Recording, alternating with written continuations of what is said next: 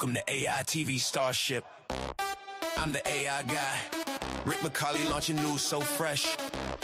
Gotta see it to believe it. We break the wire with the stories that amaze. Deep dives come and lighten up your days. Tool Time shows you how we make it shine. Building futures with AI one step at a time. Yo, Rick, slow down. I'm Brandon, the producer. Save some tools for me. Shout out. I'm here bringing high-tech comic energy. AITV Starship News, deep dives and creation. AITV Starship Learn, laugh, innovation. AITV Star Human Amplified. Catch the spark, ride the wave. Futures on our side. We got experts talking truth in the stream. Dreaming bigger, living stronger, building the dream. From therapy bots to AGI talk. We ask the hard questions while we walk the walk. Yeah, I'm the voice of the folks at home. If Rick's too deep, I bring it down to the bone. AITV Starship News, deep dives and creation. AITV Starship. This episode, we're already doing a rebrand. I love it. Because we're dangerous men, Brandon. That's it. You got to do that. Welcome. We're here. We're live. Ask not what I can do for you, Yeah, don't ask. but what you can do with AI. We're the There you dangerous people who get stuff done. I love the Suno sax solo Show that you comes you up can here. too. So this is Suno 5. We're going to talk about that in a couple weeks, but check With this you, out. we can make it come true.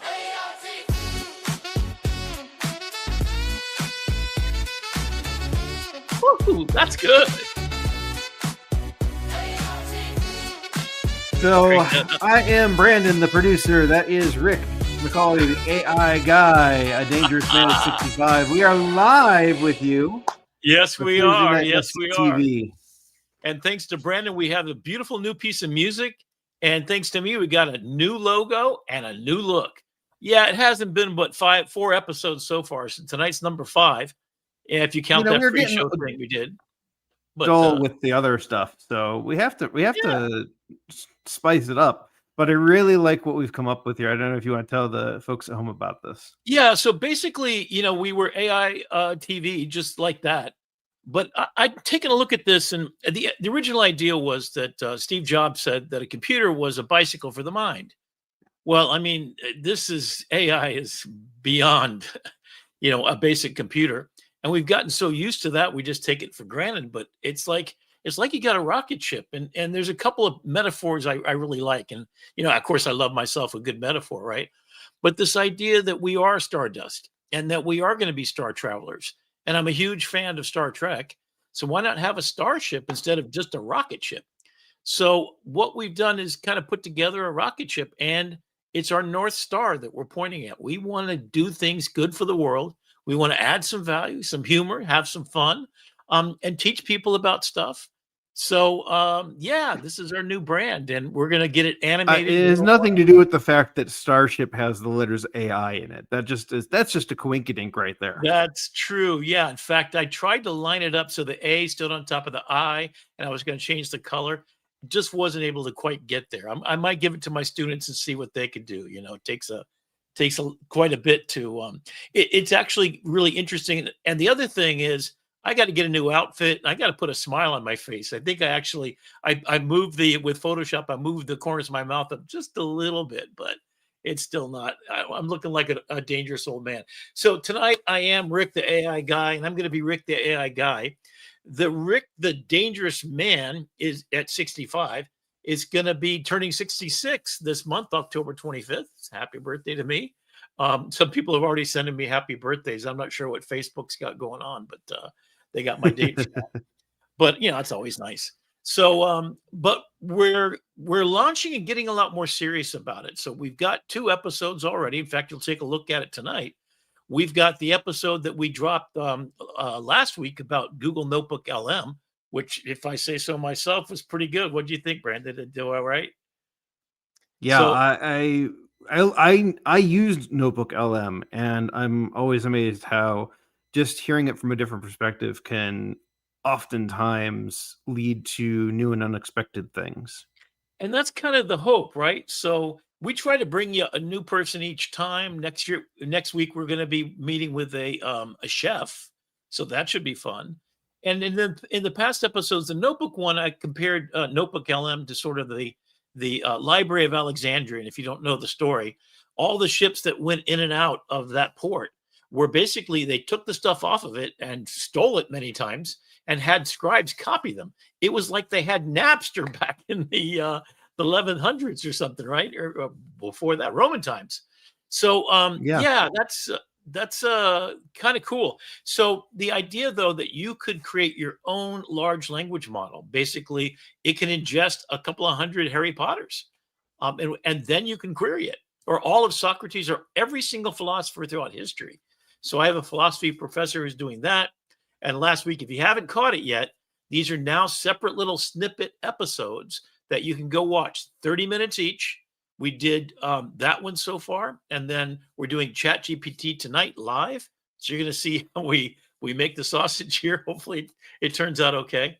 I typically am going to record them on Sunday, so I have all my notes. But I've spent some time and I've kind of walked through. So we're going to take a look at that. We're going to take a look at the news, and then also we want to put with each one of these documents as we put them into my YouTube channel.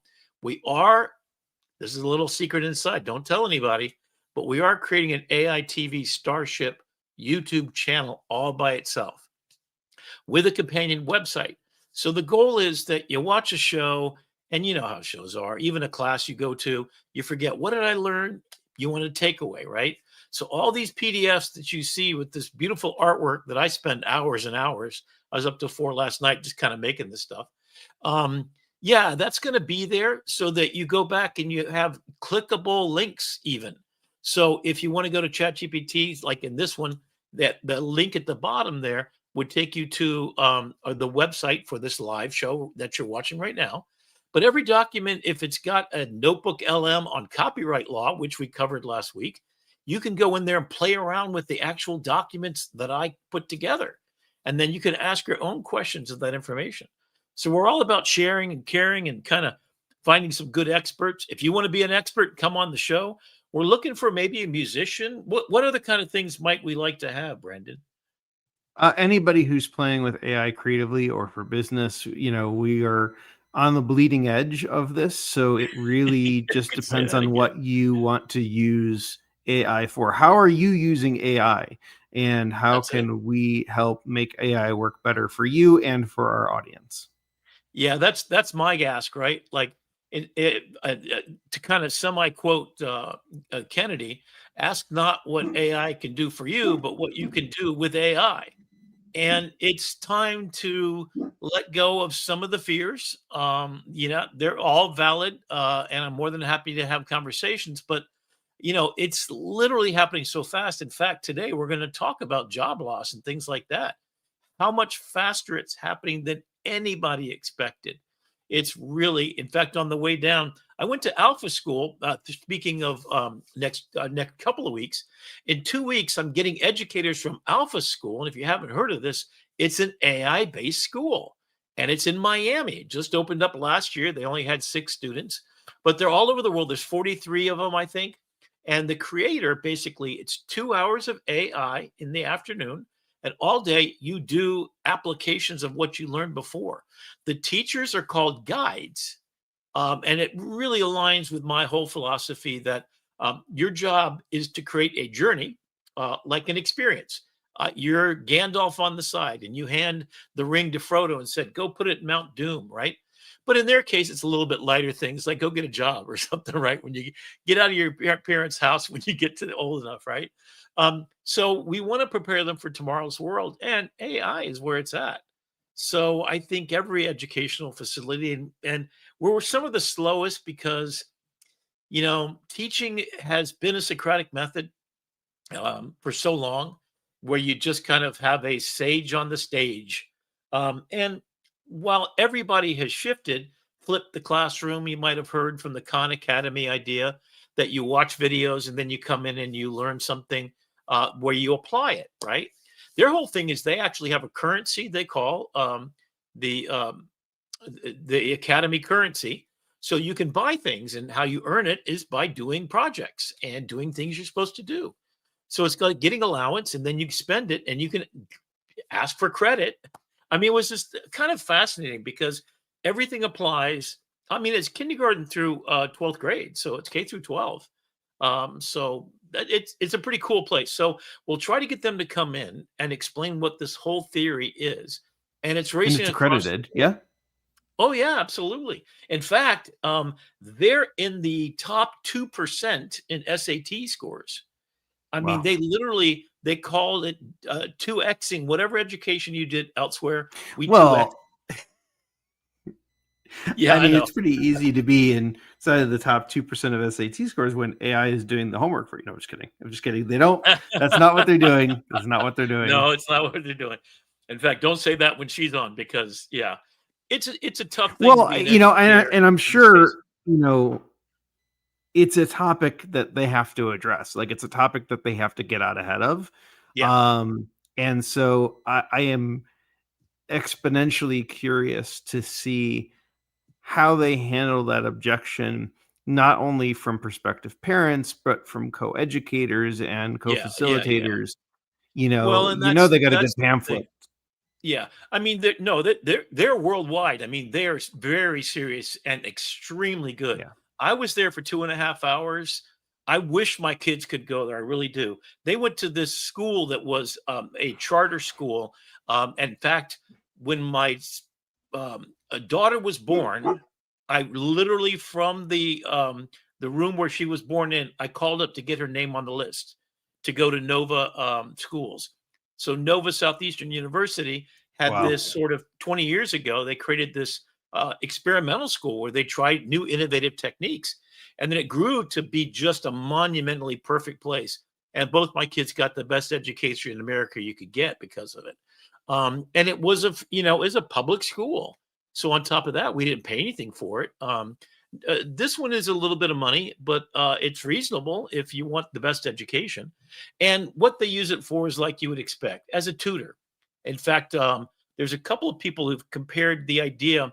Imagine you were a king, right? And you could hire Socrates and whatever. You could hire the best educators to literally all day feed your kid the best education. AI is that in your pocket, if you use it right. And the school was extremely explicit. They have their own AI model. Each individual student has a customized for them. So if you're on the autistic spectrum, there was a student who had dyslexia and so needed accommodations. And the AI made the accommodations, so there was no differentiation that the educator had to do, Wow. That's and they didn't amazing. get pushed off to the side, as happens in many schools. If you're on the autistic spectrum, you get put with other kids that are there, or any disabilities at all. This is all mainstreamed so that everybody gets on a level playing field. It was beautiful. I was almost in tears, and I'm not, I'm an educator of 25 years, and of course, I got some of the best education you can imagine, and some of the worst too. I know what the difference is. Um, and I'm trying to be that best educator because I've been inspired all my life by other people that do it. But anyway, so that's an upcoming thing. If you want to come talk to us, just slip us a line. You can find me at rickmccauley@gmail.com. So if you could spell my name right, add a gmail.com on there. Contact me if you want to come on the show, especially looking for people that are doing really big, beautiful things using artificial intelligence so we can share it with the world.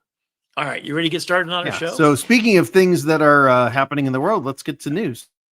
Okay, so I've set this up with a couple of slides there. You want me to advance it here? Okay. I set it up with a couple of slides. This is the one because I'm about to scare the hell out of you. So I figure I'd start with this one. So we had a conversation. Take a look on my YouTube channel. John and I had this conversation on his, what is it, Mojo? What's the name of his podcast? Video Mojo. Video Mojo Show. So John and I had this amazing conversation. Oh, there we go. Hey, how you doing? A great conversation, and it really, and so it's on my channel as well. So I've copied and pasted it, and then we were talking about, how do you get people over their fears? So you fears are hallucination, bias, and cheating. as I educate educators, that's the number that's top of mind for them, right? And hallucinations are pretty much resolved to a point where I would suggest the only hallucinators left are human beings. In fact, every time I've had a recent hallucination is because I said something to the AI that it memorized and spit it back to me. I said, I won a Pulitzer Prize. Well, officially, the Miami Herald won a public service Pulitzer Prize. So to claim that I won it. So I was writing a little brief bio for myself and I said, make me a short bio so they can introduce me. And it said, he's a Pulitzer Prize winning photographer. I said, no, I'm not. But because I said it, it expected me to have the grounded truth that I believe in. And because I made that mistake, even there was a character called Lisa that I changed to Laura in one of my books. And all of a sudden, months later, all of a sudden, every instance was the old name. So there are still things to be fixed. Nothing's perfect. But oh my God, the stuff that you can do, including this image right here. Holy cow. Do you remember the days with 57 fingers and all kinds of other stuff? In fact, I just realized when I was watching back my show, I say holy cow a lot. I got to find a new Yep. phrase. And we've got our artist in residence here. All right. This is Noah. He's made songs. He's made images. I know. You Are you named after Noah's Ark? he wanted, yeah, he is. He wanted to say hi to everybody before Hi, he everybody. shut it Can off you say to power down hi, for bed. AITV? Can you say hi AITV? Hi, AITV. Can you Starship. say Starship? Starship. There you go. All right, There go you eat your go. ice cream. Oh, how cute. Oh, my God, how adorable. All right, well then go read your story, your AI generated story, because it's almost time for you to power down for the night. Did you make it in Google? In the storybook? Is that how you did it, Noah? He is always making new things. Oh, that's We have a awesome. song about monster trucks too, don't we? Oh, wow. Okay. We're going to do a Suno night in a few weeks, and then we Yeah. can do your songs, okay? Awesome. I look forward to it. All right, Can't wait to hear say your good night to songs. Rick. Good night, night. When is it Suno night? In a couple weeks. Can you say Sweet dreams. Yeah? Can you say good night to the AI guy? His Good name's night. Rick. Can you say good night, Yeah, Rick? guy. Good night, Noah. Oh, how adorable. I miss those days, right? So my mantra is the way is to learn, adapt, and innovate. Learn what it is. And that's hopefully what we're going to do is take some of the things. So last week, if you caught our last performance, it was about Google Notebook. And we talked about copyright law. And here's the illustration that I did in ideogram, by the way. And I'll show you tonight. So we're going to go deep dive into ChatGPT. And I'm going to talk about flows. So we're going to have a flow show coming up very soon. It'll be a weekend workshop, and I'll show you everything that I do in basically an online 4-hour weekend workshop. You can come be a part of that. And then we'll turn it into like just a 20-30 minute synopsis of what all we did, little snippets from the projects that we do. So I'll show you how every single day I create 3 infographics or illustrations that go with the stories I do. So this was a story about Taylor Swift owning back all of her copyright. And in the background, you've got what was Prince with a purple guitar. Again, it's not perfect quite yet. And how that kind of changed everything. So yeah, so here you go. And that's the illustration that I did. There's probably 70 different images generated. Well, it goes in 4. So, 80 images total that I did till I got this one. And then I photoshopped it a little bit, kind of tweaked it.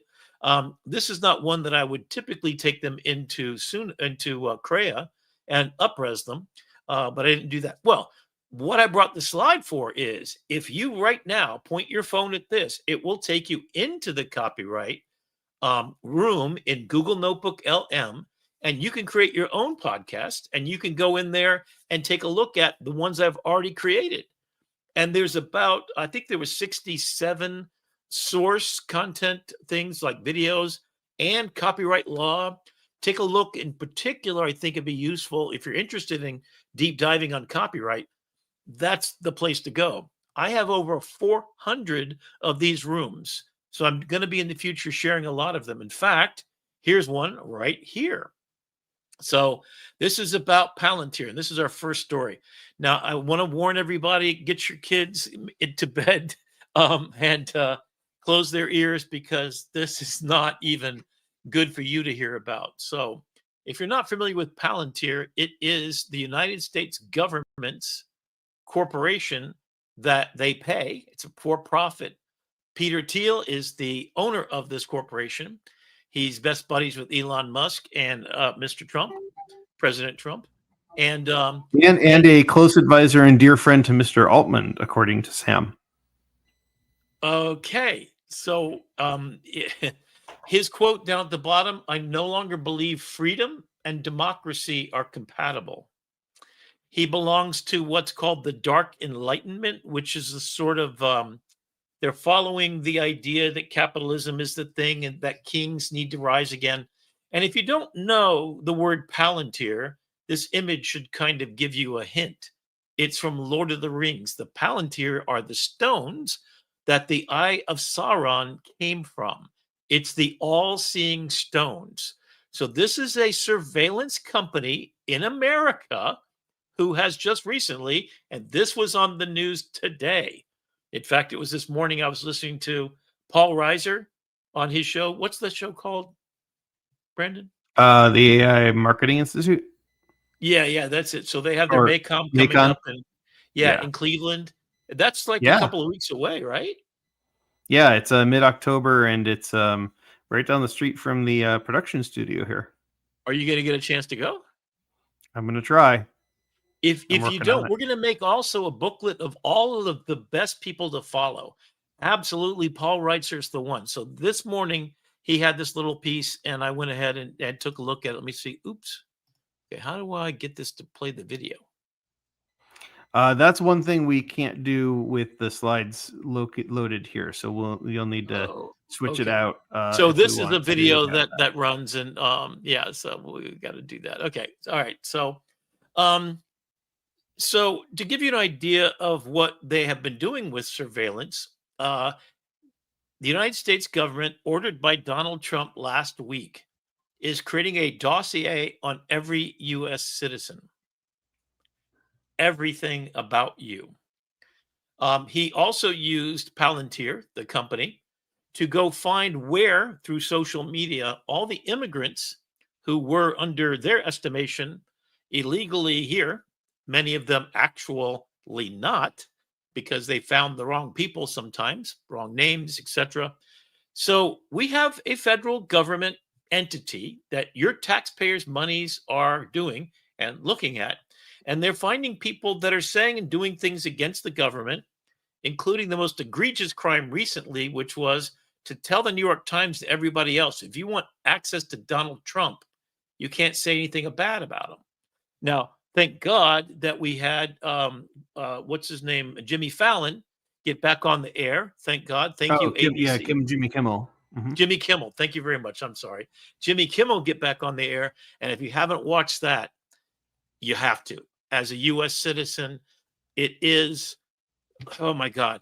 I mean, everybody, Stephen Colbert and all of them have ganged together because what's really odd to me, I was a real live Miami Herald journalist, probably one of the most top 3 decorated newspapers in the United States. And I lived there and worked there at the Miami Herald for 15 years as a photojournalist. We won appeals for our public service about Hurricane Andrew.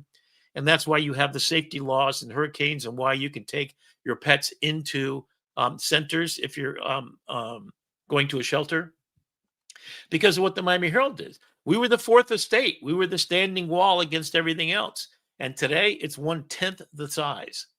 There's no And building they are anymore. still doing, in spite of the beleaguered numbers, they are still doing Good, groundbreaking solid journalism over journalism. there, like what has happened with the alligator Alcatraz folks, who have just kind of Yep. vanished into thin air.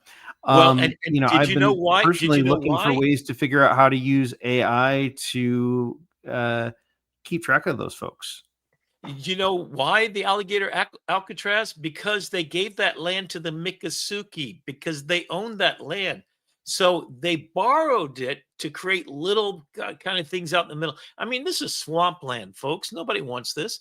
But so the Miccosukee then went in and sued the federal government for building this temporary facility, which is the same as the one. I won't get into this today. We'll do one on journalism, I swear to you, and I'll show you just the stuff. Chrome detention camp. When the Cubans all immigrated in the giant boat lift, not back in 1978, I was there photographing them. And as a Cuban landed on our soil, there was a wet foot, dry foot. The same distance away in Haiti is when those people came from Haiti. If they stepped foot, they'd get arrested and shipped back home. And so, and they were drowned, hundreds and thousands drowned. And in one incident that was kind of world famous, there were 13 bodies that drowned on Palm Beach. I mean, the richest piece of real estate in all of Florida. And, dead bodies going up on shore. The survivors were then put into a detention camp. And I'm not making this up. Yeah, this is something for another time because we got a lot of darkness here. I'm gonna save it for another time, but let me tell you, we're gonna do a deep dive on that. But the basic thing is, people are losing their jobs. So one thing I put a lot of images in here, and a lot of them are very dark. I promise we're gonna go to a happy place after this, but I want to start because what I found myself asking myself, and this is going to be the subject for tonight's show, is so when I was listening to those shows that Brandon, you and I were talking about with Paul Roetzer and stuff, he was talking about how Claude, Anthropic, is and other companies. Claude is now merging with Microsoft, so your Copilot's going to have Claude in it.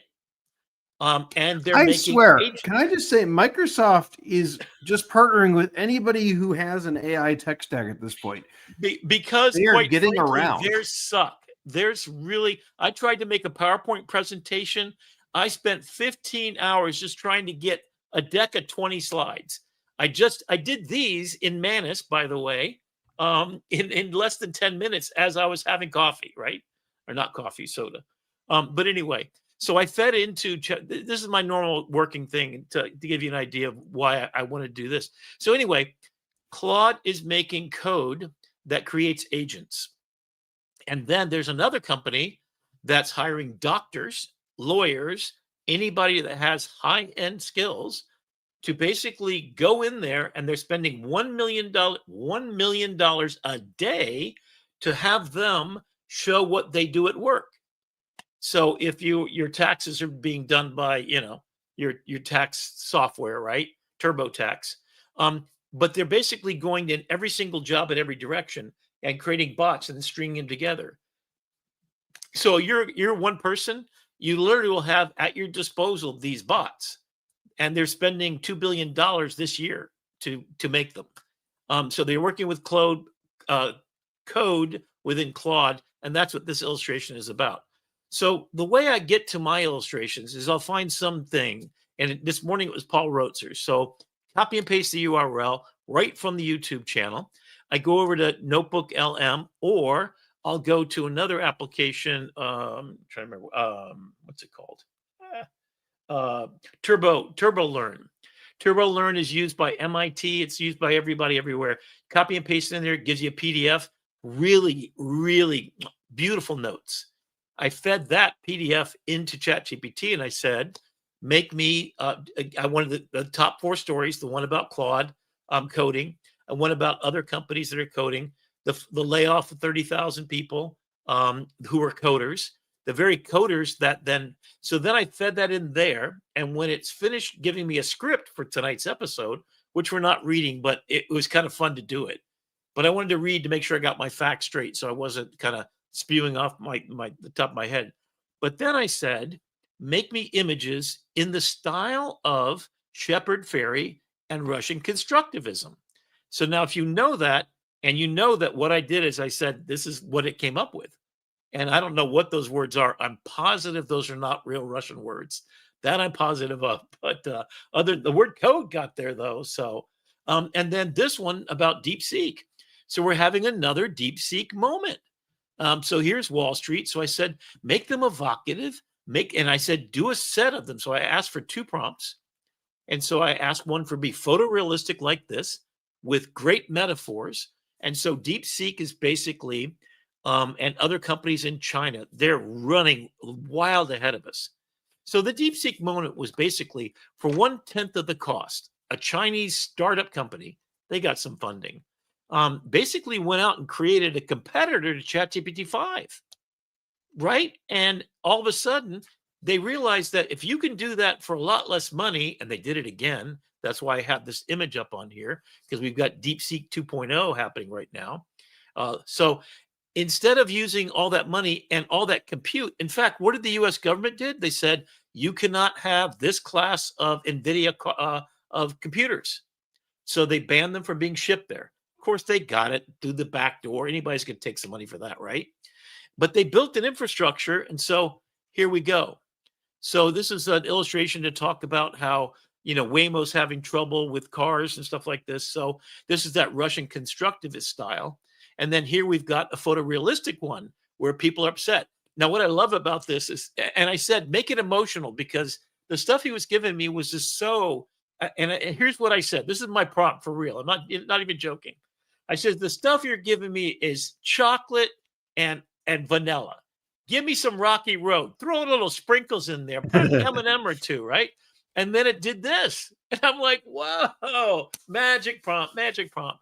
But what I didn't expect is the little girl with the yellow taxi and the guy with the yellow taxi shirt on.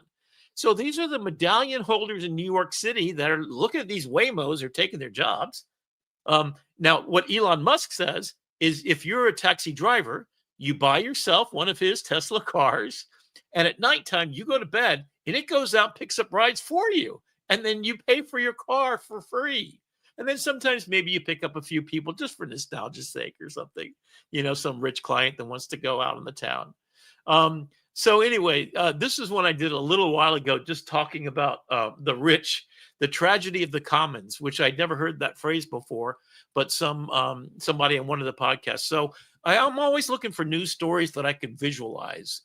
So, my prompts go into half an hour, and you'll see me demonstrate it in front of everybody. But because I know Shepard Fairey, and I love his particular style, and it's based on Russian constructivism. If you don't know him, he did the Obama Hope poster, got in a bunch of trouble for copyright after that. And then he also did Obey. So Andre the Giant little spray up sticker. And he's a friend of Banksy's back in the day. So maybe he knows who you Banksy could have a whole is. nother channel that's just visualizing the news and reimagining the And news of the that's what I'm day. doing, because I just love doing it. I just love visuals, and I want to play with this American oligarchy and Peter Thiel. Okay, so then they have 1.7 million robots already working, and they're producing. They're going to have 1 billion. So they're going to reach 1 billion by probably the year's end. This is China. So they are not sitting still. So you remember all those computer chips that you can't get into China? They decided we don't want any at all. So they left their order that they had for some NVIDIA chips, and they said they made their own already, and they're already faster than ours are. So NVIDIA, stay tuned. We're about to have another DeepSeek moment. And NVIDIA and OpenAI just got into bed together to the tune of $100 billion for say 10 that again. gigawatts Say worth that of again. data. I mean, Brandon, say that again. And you got to 100 go like this when you billion say it. with a B. 100 billion. billion. Yes. Yes, and pet your kitty to while you say provide that. 10 gigawatts worth of power. I mean, Doc Brown and Marty McFly only needed 1.21 gigawatts. So I can't imagine what OpenAI is going to do with 10. I mean, if we're reinventing time travel, all they need is the DeLorean, I think. Yeah, that's it. Okay. So 1.7 million robots. Now, Amazon already has 1 million robots, took over all the jobs, right? So imagine that each robot in Amazon never takes a pee break, works 24/7. You just have to charge it. It charges itself. So that's, if you've got, that many, if you've got 1 million, that means 10 million people don't have a job anymore, more or less. Yeah. And that's not true, because, there's some differences. So this is the AI they just created for $294,000. What was the last price tag for ChatGPT 5? Do you know, Brandon, what the amount is spent? Not off the top of my head, no. So what they're doing, and Paul Roetzer really kind of talked it pretty well, is they're making sort of like task-based and narrowly focused AIs that are training themselves. And then they're swarming them together like a robot farm, or agent swarm. Agent swarm is a term you're going to be hearing very quickly. And the self-improvement. So they're having the robot teaching the other robots, or at least reinforcement learning, which means that one robot checks the fact checking of the other robot, and another one does that. So this reinforcement loop then gets to higher knowledge. And so we're already kind of there. And AGI is kind of like when it improves itself beyond and it takes agency, meaning it autonomously can train itself to be smarter than humans. That's AGI. And it's already maxed out every prize that it could earn, including gold medals throughout all the mathematics competitions. And what's the name of that test that they have, the death of Turing humanity test? No, there's another test it's like the last humanity's last exam. Humanity's last exam. I love that name. Whoever came up with that, I mean, that's kind of it, right?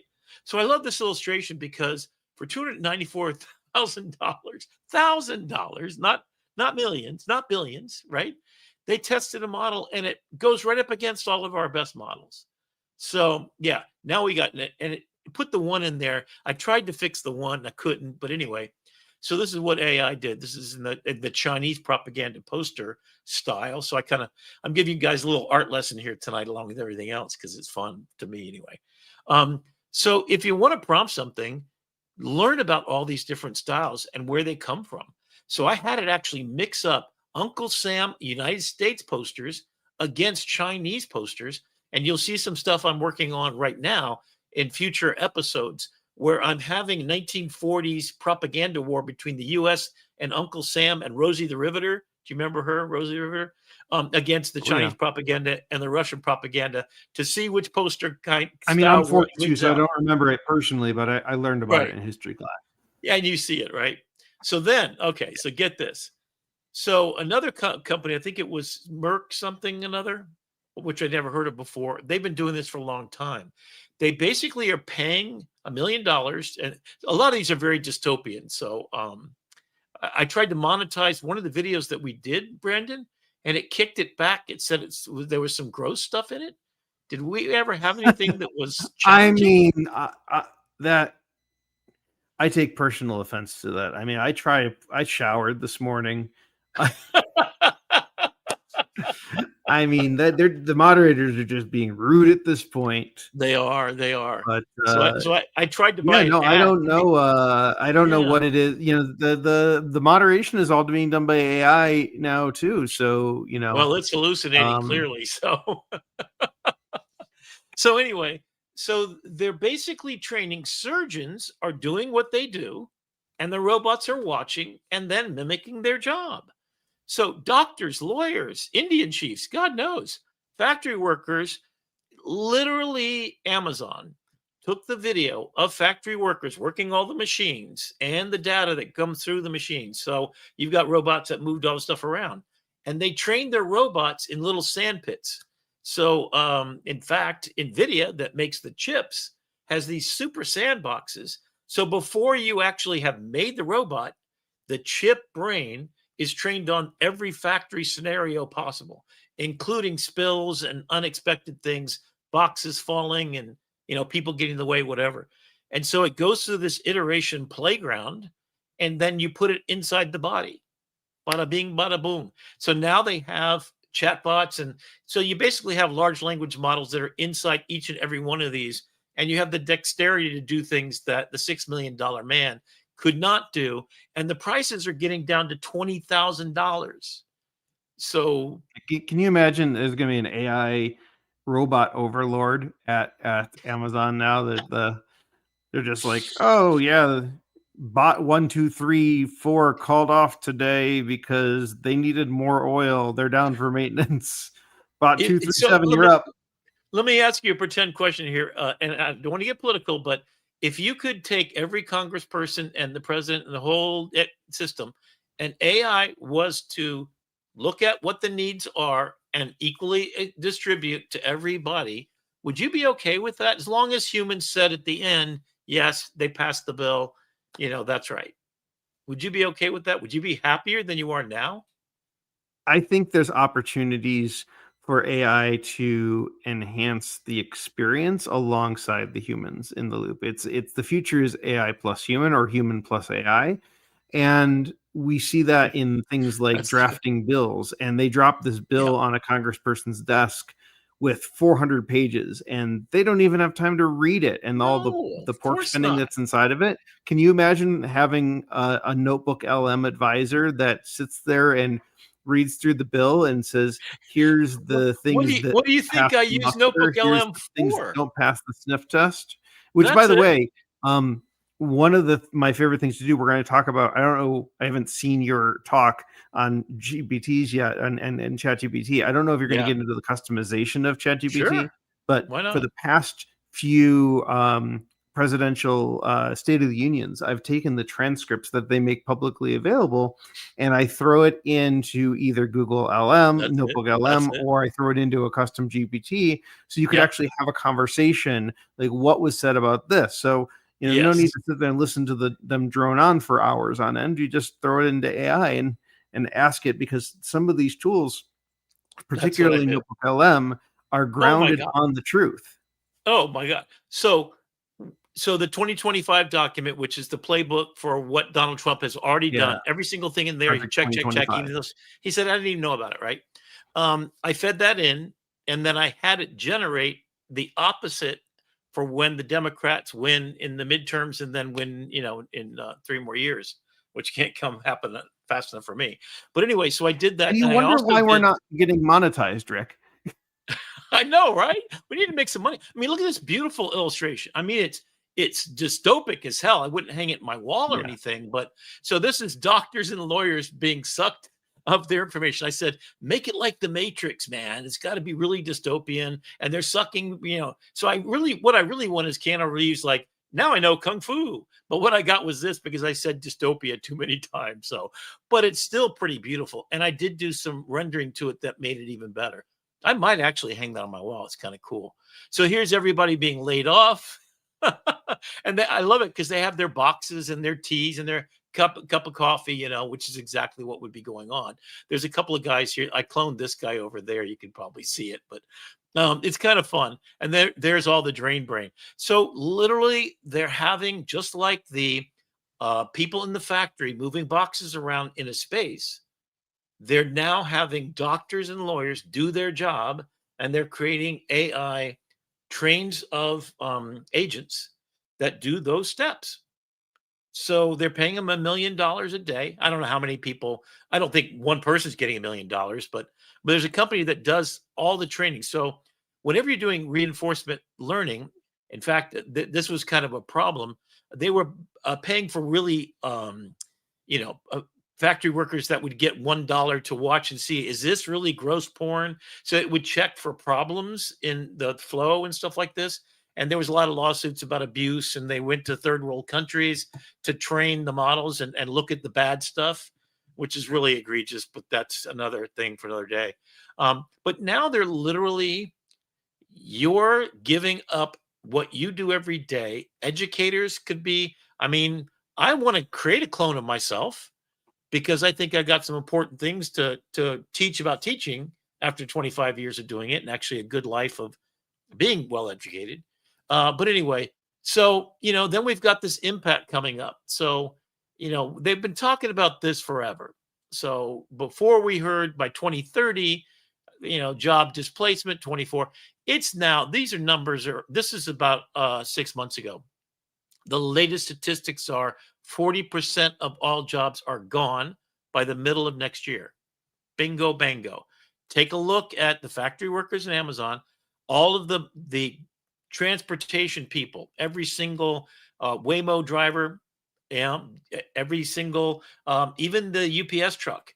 And as soon as they get a robot that can take it up to your door and not get bit by your dog. In fact, what the hell? Just put really good shin guards on there and some pepper spray, and then we're good, right? And then you've got porch pirates. He could sit there and guard your stuff until you get home, maybe. I don't know what the future is, but it ain't what it was before. So reskilling, basically now the real thing about reskilling. And so that means you go back to get better at your job. one of the most beautiful things, I worked with the nursing. So we educate about, I don't know, 1,000 a year nursing, right? At our college. And so they Mhm. go into the profession with a bachelor's degree, some with master's degrees that they go get later. And one of the things was, if you are a breast cancer technician, that means that you intake the woman, you do the X-rays and all the MRIs and all that kind of stuff, and then you assess it with a doctor and all these technicians and stuff. That job now, with the additional assistance, that means the humans look first, and then the AI looks again. The AI found 30%, meaning 3 months earlier, that person has cancer than they would have with just human intervention. We're talking millions, if not tens of millions of people that live because, so the nurse has to go back, and Broward College has figured it out. It takes about 2 weeks. Go back for 2 to 6 week training so you know how to use it properly and what not to do. The number of false positives also went down. So I went in and I was told, like, my PSA was really, really high, which means that you've got cancer, right? So it was literally, you've got cancer. Went in and got a biopsy and everything else. Turns out it was all wrong. The number of false positives in the PSA test are in the 70% range. And now with AI, it's 20%. So even just that alone means that So I didn't have to have something shoved up my what to scrape off something that I was bleeding for weeks from. Yeah, good news, I overshare. you don't have cancer. Bad Yes. news, you also don't have a job. Yeah. Well, You're I don't, so now I can live to 200, but what am I going to do? Well, I know what I'm going to do. I got plenty to do, man. You know, and I think it's going to be a new meaning making. How many of us have jobs? Is your day job what you've always wanted to do all your life when you were a kid? Is it To think wrong for if a I minute. say yes? Most I get to play with it's not. technology. I get to produce things. I get to ride Yeah, on trains. yeah. I mean, I'm living the dream, but that was very intentional decision, career pathing Well, on my point. and we get back to last week's conversation, which basically all life is a construct of agreed upon decisions. When you go to school, we just agree that when you get through these grades, you're going to be able to get a job. And if you keep going and you pay more money to Harvard and whatever, you're going to get a better job and more money. We just agree in this fictitious story that we just made up. Everything's a fictitious story. So Yep. you have a job that maybe doesn't serve everything, but in order to have your family and your children, you have time. So you're not out being a cop and being shot at every day.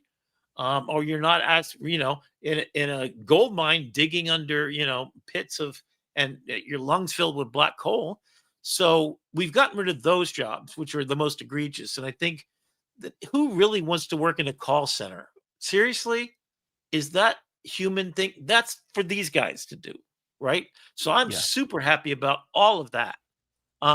So my mom worked in a typing pool with 40 women whose job it was to take their boss's stupid sheet of paper and dictation machine and type what they said and not misspell anything.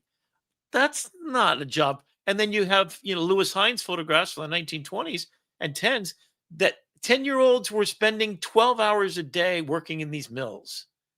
And that's where we get. So Lewis Hine is responsible for child labor laws in the United States. Look him up if you didn't know that. The little photography thing on the side. I'm just dropping knowledge all the time, right? It's falling out of my brain. So we got human walkers. We got, the most fascinating thing, if you haven't seen this, is two AIs boxing each other and wrestling each other. It's the most wonderful sport I've ever seen. And they're going at it, man. And you just watch them. Are you sure there's not like a small guy inside the suit with that thing? It's like crazy. And they're knocking their block off. It's rock'em sock'em robots for real, right? So computer handling. So should we have people chained to a desk and soldering little parts to the microscopic iPhone to make, no. So let them come. Let the robots come, right? Online Polish radio station has journalists upset, right? Of course. In fact, I get news. You mentioned about illustrated news. I get AI news. It's a news feed. Every picture is fake. And what what shocked me is I'm a professional photojournalist for half my life. Okay, So I did my first paid gig when I was 15 years old. So all total, at least 40 years of professional photojournalism, got paid to do it, right? And I get this thing and I'm like, how did they get that picture of Donald Trump doing that thing? And of course, it was AI. So, I started subscribing to see how good is it. And there's a couple of radio stations. This is not the only one. In Japan, they do these little animated reenactments that are all the rage. In fact, go look for Japanese news animated reenactments, and they're getting really good, scary good. So, and then Saudi Arabia begins the world's largest 20 Empire State Buildings. And what do they put in there? AI. So, yeah, to get around to what an interesting thing. So, this is something I created and I'm doing, and I want to do it for around the world. So, if anybody's listening, join me. So far, what I do, along with Laura McDermott, we've done this 2 times with her. I've done it myself in Fort Lauderdale, and we'll take a look at it here. So, because the 40%, so these are the updated numbers, reskilling. Who are they? Data entry clerks, data analysts, robotics technicians, operators, customer service, e-commerce, digital marketing specialists. Okay, those are the ones you lost your job last year. Okay, you know that. And then you've got healthcare, enhancing. So the upskilling, that's what I want to concentrate. But also, I suggest that all the reskillers, they have skills that you need to upskill and move them into a new place. So this is a link to the actual evidence there. So I trained all the people at the Broward College AI Institute. In fact, if you go to Rick McCauley channel, you can see the 4 episodes, and they're each an hour and a half long. They go into ethics and everything. I did this last year. In fact, I was just looking, it was a whole year ago I did it. I had 20 hours of professional development. This was in addition to that. That's how I started this Thursday night show. My colleagues would come on there, and 40, 50 of them, and we talk about philosophy. We talk about, because at Broward College, we have 30,000 students. Miami-Dade has 120,000 students that go there. These are no small. These are bigger than Harvard, Yale, and all of them combined. Okay? They're community colleges, the way they used to be called. So I'm teaching them. We have 3,500 of them, and we got through 300 of them, and we ran out of money.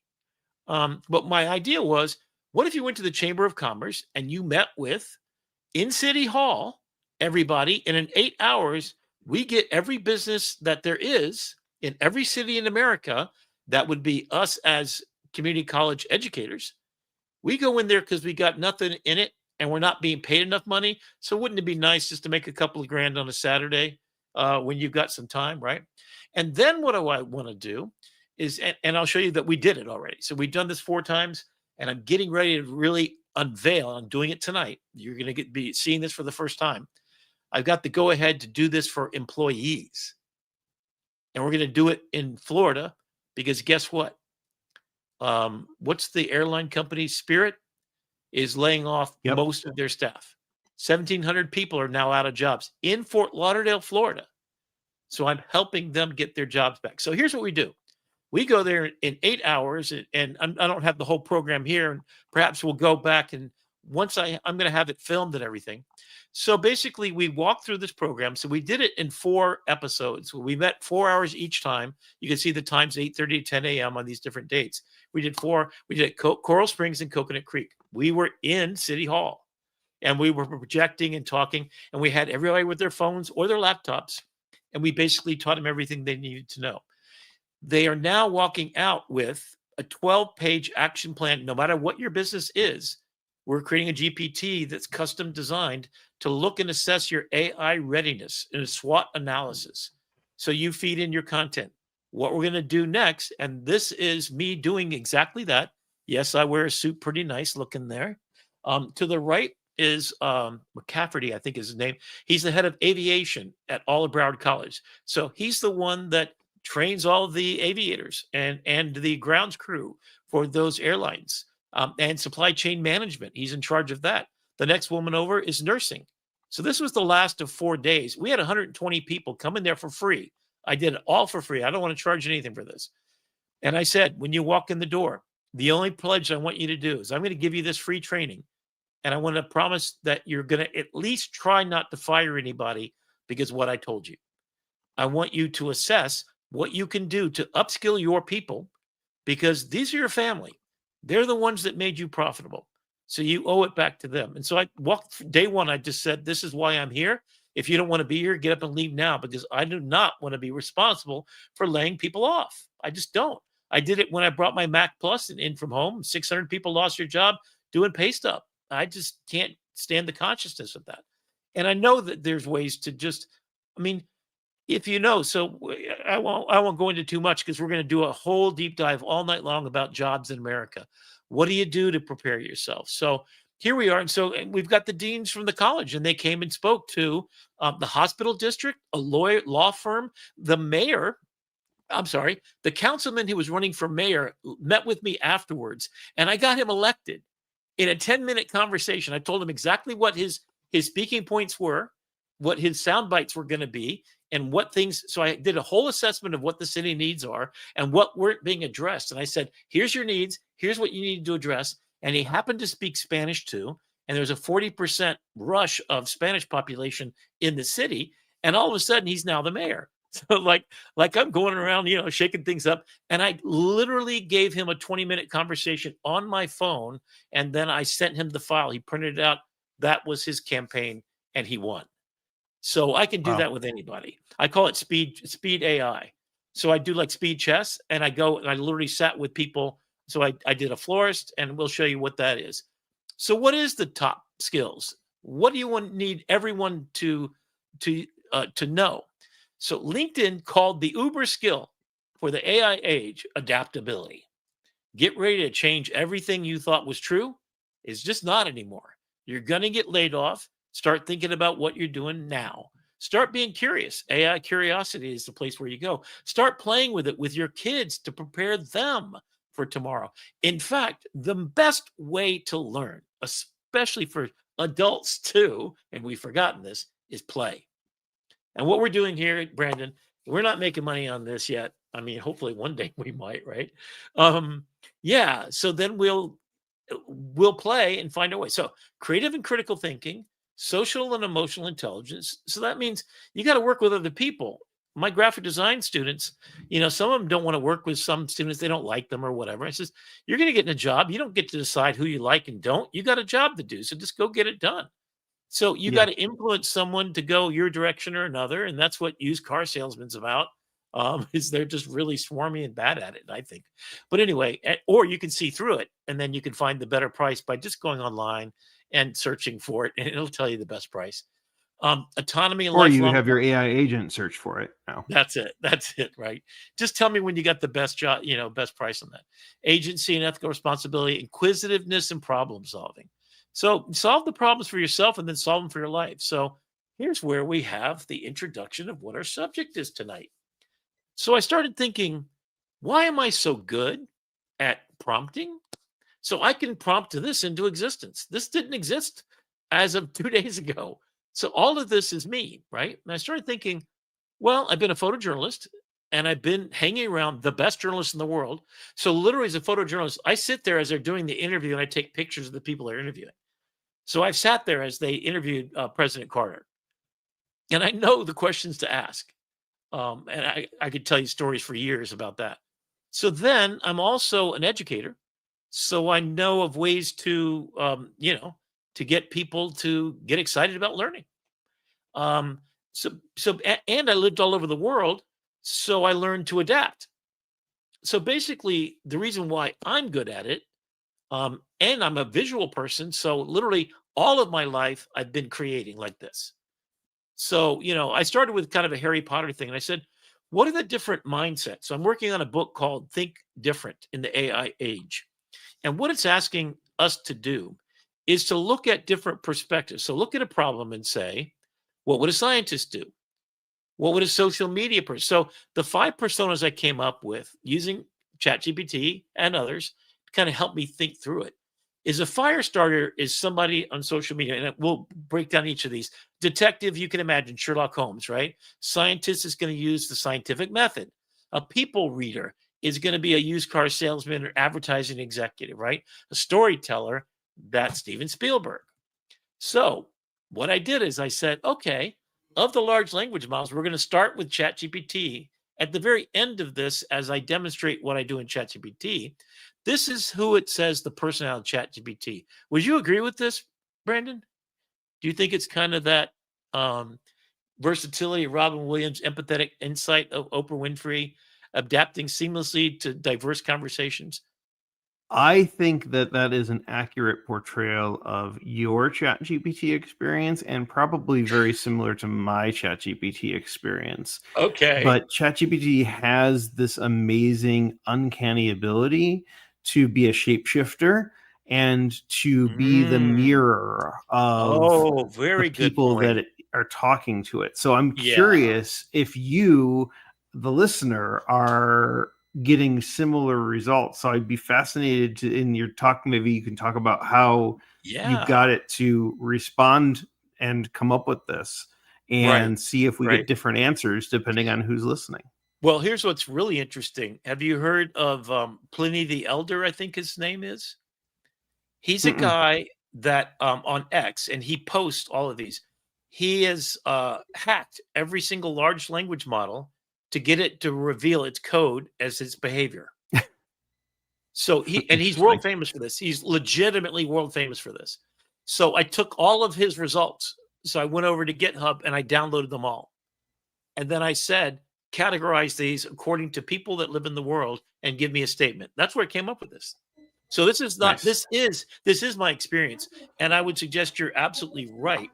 And what I'm going to talk about tonight is I'm going to demonstrate how I get it to be like Robin Williams, because you got to have humor, right?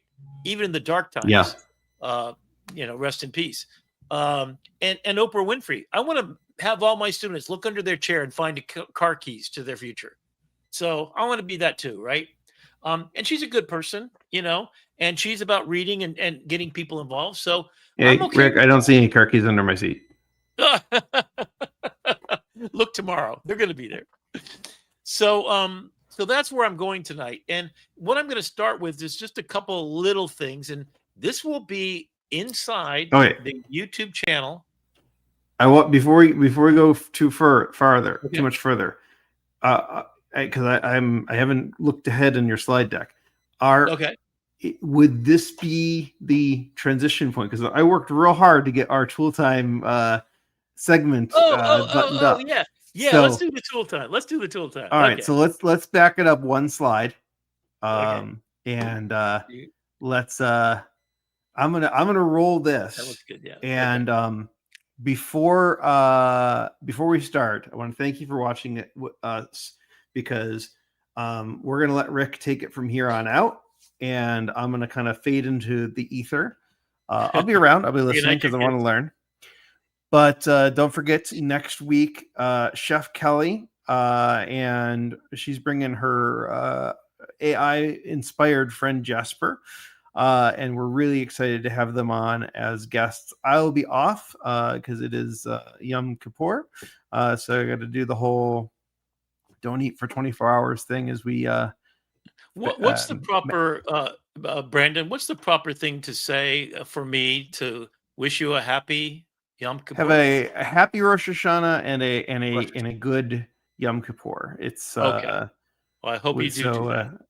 Yes, it's a peaceful day, and so we'll be back in 2 weeks, maybe on a new channel. I don't know, but I'm gonna jump off here, and this is what we call a little segment called Tool Time.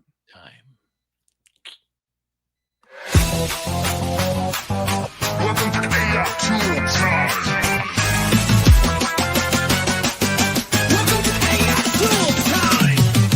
Rick McCauley's here, your AI guide on the side, showing tools that'll make your imagination come alive. From perplexities, deep research to ChatGPT's might, creating wonders with text prompts, bringing dreams to life. It's AI Tool Time. AI Tool Time. With the AI guide.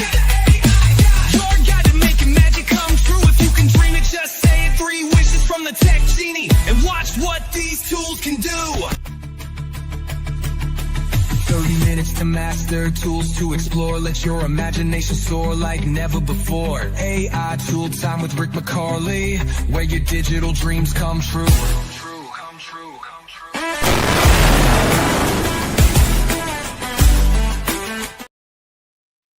That's it.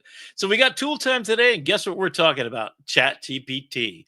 Just to get us started, let's talk about what is probably the largest and definitely we got a billion people using it every week or every month, I think, something like that. It is far in advance of every large language model as popularity. It's probably the thing that you learned about AI first from. And so I fed in all the information about what were the training methodologies for ChatGPT and personality, and it spit out these two individuals. So ChatGPT kind of combines the versatility and humor, I might add, of Robin Williams with an empathetic insight of Oprah Winfrey, adapting seamlessly to diverse conversations. Recently, you may have heard that it got a little sycophantic and it would tell you, oh my God, you're most amazing. Now, what was really kind of sad about that is it would every time, oh, that's the most brilliant thing I've ever heard of, Rick. And I felt like my mom was standing there. Rest her soul. It was like she would always say that no matter what harebrained idea. Oh, that's going to be amazing. I can't wait to see what you do with that, you know? But it is a belief in you that is kind of nice. Some people loved it, some people hated it. I kind of like it. It's not the only one. I use 27 different tools for making images, videos, for even because of the difference in personality. So tonight, like we did over the last couple of weeks, we talked about Notebook LM last week.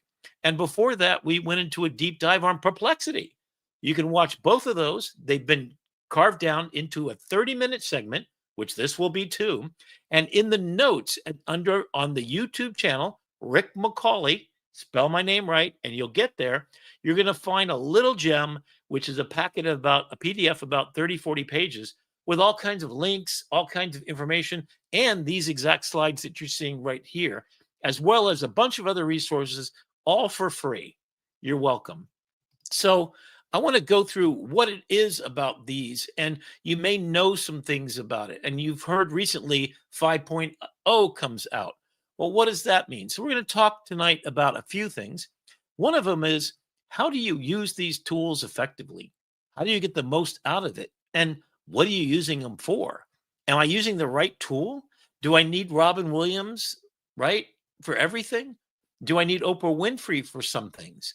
So we're going to talk to you about your personality, your perspective at which you approach whatever large language model it is. Last week, I compared the Google Notebook LM to the Alexandria library, the one where every single piece of parchment from Aristotle to Egyptians to everything would go through this one city. And when the ships came there, the monks and the scribes would sit there and duplicate. It was like a Napster moment where they grabbed everything.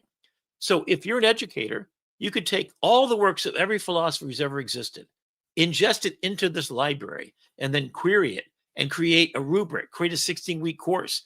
And I've actually done it. So if you look earlier in the show, you saw the links to that whole thing about Palantir and about copyright, which I talked about. If you're an educator and you want, I'll send you all the links that I have. You can share with me as we go construct these libraries on specific projects. And it's a spectacular tool. What's this for? Everyday use. What else is it for? Well, you could just point at it and say, hey, I just bought this thing. How do I set up a NAS drive, right? So I have a network server hard drive and I want to set it up. And it can watch you in real time, multimedia, see what you do, and then tell it what to do. So we're going to talk about the different models. We're going to talk about things to do to keep you safe and secure. Don't be sharing some private information. If you haven't paid for it, you are the product. And then different prompting methodologies that you get the most out of it. The basics, you're basically going through and asking for different things. Here's the typical way that you should be talking to all large language models. All I'm going to do is fine tune it a little bit so you know what different ways you could do. So act as my social media manager, and you're the best social media manager in the world. And I have a sneaker company and I want to sell more sneakers. Tell me what time to post and what to do. So I create a task. I've got this new bunch of sneakers and it's a half off sale. And in the past, I've been successful doing this or that. Then tell it, create a social media. Give me hashtags. Get me what times a day would be most effective. And it'll ask you, well, what's your client base? What age are they? And what platforms are they on? In fact, if you say your clients are 65 years old, it's Facebook. If you say they're 18 or 15 to 24, then it's TikTok. So you got to figure out that it is an expert, literally a gold medalist in every phase of humanity, but you got to tell it what to do and act as a role of does that. Create a task, tell it exactly what you want to do. I want to come up with hashtags. I want you to do all the things. In fact, here's my favorite question. What does a social media manager do? And what would the best in the world want to do for me that I don't even know what I need? That is the number one prompt, I swear to you. And then I end every conversation, no matter what. That's my last question. Of all the conversations for 5 hours we just had, what's the one thing I didn't think about asking that could be valuable to me? That is the most important prompt of your life. But definitely the format you want it. Do I want this as a website? Do I want it as a table? Do I want it as an app? So now you can code an app by just talking to it. Oh boy. Set the guidelines to make sure what to avoid. When it was making pictures for me, it kept making square pictures, and I wanted horizontal. Still some problems with ChatGPT and doing some of those things, and then penalize it. Tell it when it does wrong. Don't be rude. It's never shut me down, but critique it. Say, hey, I really like what you did, but I see no emotion in this, and that's what I was talking about earlier. I said to it literally like this. This is like chocolate and vanilla. I want an image that feels like there's some sprinkles on top and there's a sweet tart inside, right? Cool. And then it will get it. And then it'll come back and say, oh, I'm sorry. Now I understand what you wanted. So be very clear. Critique it afterwards. Summarize it. Turn long text into, so explain it like I'm 5 years old. So these are all different kinds of techniques. And here's a bunch more. And you'll find this all over the internet. I like to use metaphorical image making. That's what I call it. So give me a picture that's a great metaphor for the idea of this social media post. I do 4 of those every single day. Follow me on Facebook and anywhere else that you could. So it looks like we've got some people joining in. Okay. And then here's your basic sort of thing. So act as a CEO, act as an inventor, act as a journalist, and then create a task, an essay, a recipe, ad copy, SEO keywords, etc. And then show it in the format of, there we go. So that's RTF. That's it. And then one thing I would add to this is give them an example of exactly what you mean. Because sometimes you say, well, I want it in the form of a PDF, but how do you want it structured? Do you want big headlines in yellow text followed by a dark background and this or that? Get specific, because only you know what you want, and then critique it to get better. I say you're like this. You are Steven Spielberg. And the idea is you are directing the filmmaker. You're watching the rushes. Hey, I like what you did yesterday. Let's reshoot that scene, right? They're the critic. They're the auteur. They're the person that knows how to put it all together. That's what a director does. You are a director of the language you use with the most powerful brain in the world. All the knowledge out there. And the only thing you got to do is come up with spectacular questions. So being a journalist definitely gives me a heads up there. So literally, I'm presenting Upskill USA and The Florist. So I literally on my phone, I have Perplexity only. That's all I had on my phone. I'm standing in front of 100 people and I'm thinking, God, I hope I don't mess this up. So I came up to her and I said, hey, would you mind being a demo with me? And I said, what kind of problem do you have coming up? And she says, oh, it's Mother's Day in a week. Yes, perfect. Okay. So I didn't tell her what I was going to do, but I got there, and I asked her some specifics about what she's doing. I own a Coral Springs florist and preparing for Mother's Day. It goes on for a little bit, but literally in 5 minutes of question and answer, and act as a floral business consultant, an expert on social media consultant. There's what I want you to act as, right? The result is I want 3 floral arrangements.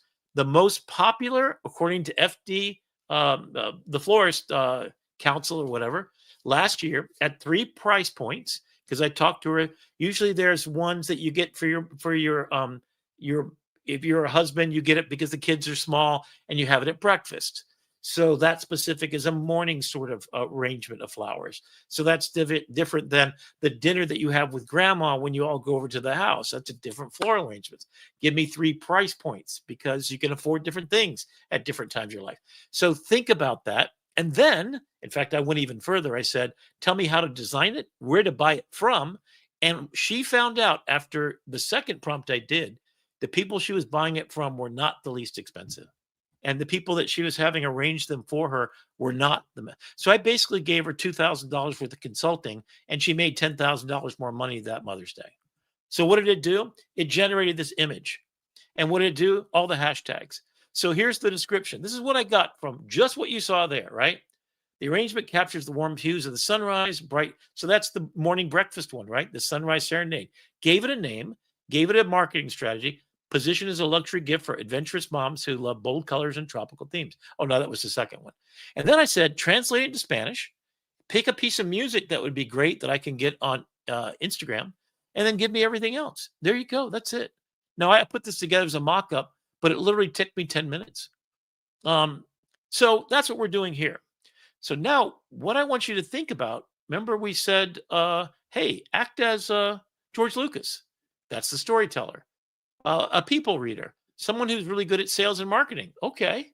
So you take the direction for what you're trying to do. Me, I'm a fire starter. Every day I pick a really amazing story that I'm moved by, something I'm worried about, whatever it is. And I just go say, hey, show me how I can get people excited about this. So we're going to show you a couple of prompts here. And then I'm going to go do a couple just to kind of demonstrate it. So this is what a fire starter does. And somehow my copy is off there a little bit, but it's a rebel, right? And I want to write a certain way. In fact, I have a dangerous man prompt, and I'm going to show you how to set up the personality inside of ChatGPT. And sorry, you can't kind of read this. Detective. So I've got a prompt definitions, what it is. And I did all this basically by deciding. So what I'm going to do now is share my screen. And we're going to go here and share screen. And then the entire screen. Give me a second. How do I share audio with share tab? Choose the screen. Okay, share entire screen. And do I have audio and everything here? I hope. I don't know why I can't see my. There we go. I'm not sure why I'm not seeing. Oh, there it is. Okay. So here we are. I'm going to start just a new ChatGPT. So a couple things to get you started. Number one is come down here and set your settings. Now, if you're paying for it, you pay $20 a month, and you're going to get all of this stuff. Okay. Now, if you're paying for it, that means that you can choose not to use it for training. So one of the things you want to do right up front is security for yourself. You can log out anytime. You can go into multi-platform authentication.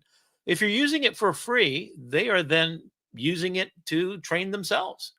You can use Sora for making videos in here. You can use the code agent. You can come in here and also take all of every conversation sent to you. I do this at least once a month. So I literally have everything I've ever said back and forth, and it's in my domain. Then you can go delete it, or it's got a large context window, so it's going to remember everything. And then when I come up here to this section, I can log out of other devices. I can make sure that it's safe. And then here's the favorite one right here. If you don't want it to improve the model, that means it will take your information. It is secure according to almost everything. You can learn more right here. Please do. It will hurt you if you don't. And take yourself off that list. So you want a private conversation. I'm talking about medications. I'm talking about a girlfriend, private information I don't want to share. Just turn that off. It doesn't hurt because your local information about who you are, as I'll show you in a minute, is local to your device. So that doesn't all go out there. Only when it's being transmitted from your computer to the cloud. And ChatGPT now has an on-device version of this that you might see in Apple products coming soon, and many others, as they've made a deal with Claude today. Stay tuned, because that's about to change everything. Voice mode includes your audio recordings and video recordings. You can turn that on or off. So I suggest not to. So go in there and the shared links, let's make sure we are aware of where that's going. And it can use a remote browser because it can act on your behalf. You can archive everything and you can delete them all, or you can export. This is the export I'm talking about. So in 24 hours, it will send you everything you've ever said. That's pretty cool. So if you did want to get rid of some old stuff that you don't want to be out there, that's the way to do it. Schedules. So you can actually have it manage your schedule now. That means look at your calendars. Connectors. This is amazing. I love this myself. So literally I can say, go to my Dropbox account, pull all the stuff from there. My Google Drive, my OneDrive, our company doesn't, or the school doesn't allow us to connect that just as well. I don't really want to get involved in that whole thing. But here's the other ones. So you've got Notion, Outlook calendar, email, Teams, SharePoint, Box. I don't even know what some of these things are, but that's cool. And then personalization. Here we go. Do you remember I talked about just a minute ago, the scientist and the Steven Spielberg? This is it. If you enable customization, what it does is you can set the personality. Now, I don't like any of these myself. I just like the default. What I do is I come in here and I come up with my own particular type of things. So educational prompts, inventive prompts for classroom engagement, including interviews, debates, and discussions. Preferences, concise, logically structured. So what did I do to write this? Is I go to ChatGPT and help me. It knows everything about you because the context window literally is keeping a track of what you've said to it in little short snippets that it can summarize and tell you about yourself. You could open it up and say, take a look at my, and Google, you can open it up and take a look at everything I've liked in my browser. I would not do that myself. But anyway, then you can go down here and says, what would you like to be called? What's your occupation? 50-year photographer. Should probably say a 65-year-old man. And you can see there's a bunch of text in here, but write that elsewhere. More about me, senior professor, AI advocate, Upskill USA. So Upscale USA, and it should be Upskill USA. In fact, I'm going to change that right now because this is how I spell it. No wonder it's giving me the wrong ones. So even I look, so it's Upskill USA. In fact, I'm going to correct it. Oh boy, that's why it was giving me the wrong name for my company. That's what it's licensed under. So that's great. Okay. So I'm going to save that. So you can go in here and you can take a look at all of these customizations, including managing your memory. Ooh, what is that? Take a look at this. So here is a defined character, voice, and tone called the Dangerous Man. So this is from a conversation I had. I said, hey, so, and this is what I said to it. I said, this persona is morally grounded, eloquent, and unapologetically honest truth teller, inspired by figures like Andy Rooney. With less sarcasm and more danger, he defends storytelling, authenticity, community, intergenerational responsibility. He opposes greed, propaganda, and dopamine-fueled tech exploitation. His tone is Rolling Stone meets gospel sermon, invoking historical context, emotional resonance, and righteous indignation. Posts written in this voice will begin with the urgent call for cultural critiques and end with poetic calls to action rooted in justice and collective awakening. Invoking Dangerous Man signals to write in this style. So I literally said, bring out the dangerous man. And then everything I do from there is written in what you just saw.